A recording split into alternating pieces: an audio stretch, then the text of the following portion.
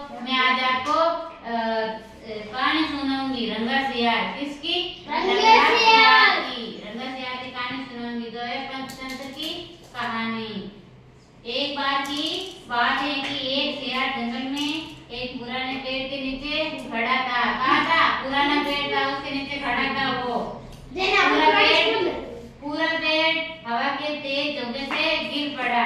सियार उसकी चपेट में आ गया, बुरी तरह घायल हो गया। वे किसी तरह घसीटता घसीटता अपनी मार्ग तक पहुंच गया। कहाँ पहुंचा सियार? अपने घर। उसके लगे थी, पेड़ उसके ऊपर गिर गया था।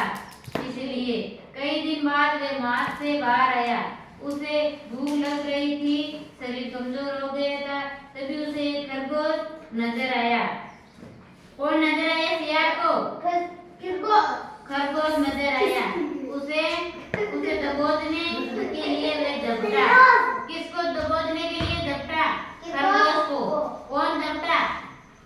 सियार झपटा खरगोश को। नजर आया, उसे दबोचने के लिए वे झपटा।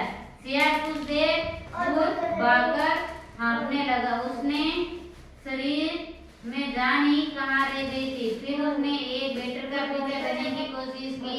बैटरी यानी क्या होता है? बैटरी यानी बैटर मतलब तितर। क्या होता है? बैटर।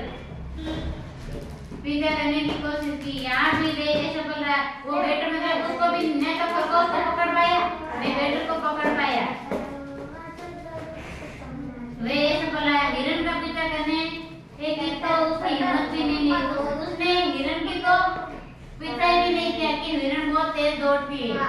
इसलिए वे बड़ा सोचने लगा। सियार वे कर नहीं पा रहा था, भूखा मरने की नौबत आई ही। समझो क्या किया जाए।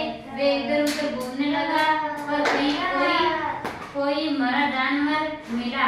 घूमता घूमता वे एक बस्ती में आ गया।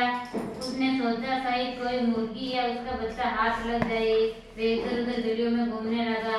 तभी कुत्ते भौंक भौंक कर उसके पीछे पड़ गए। किसके पीछे पड़ गए?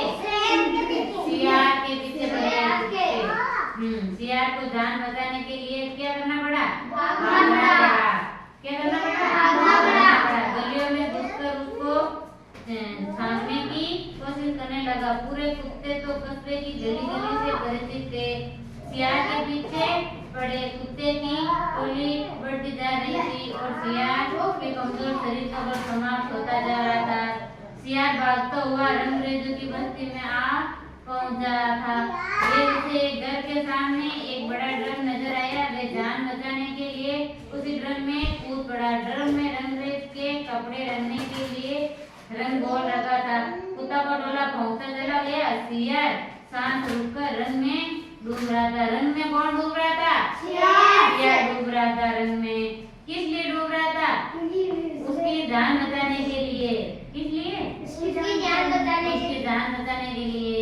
जब उसे पूरा यकीन हो गया कि अब उसे यकीन हो गया कि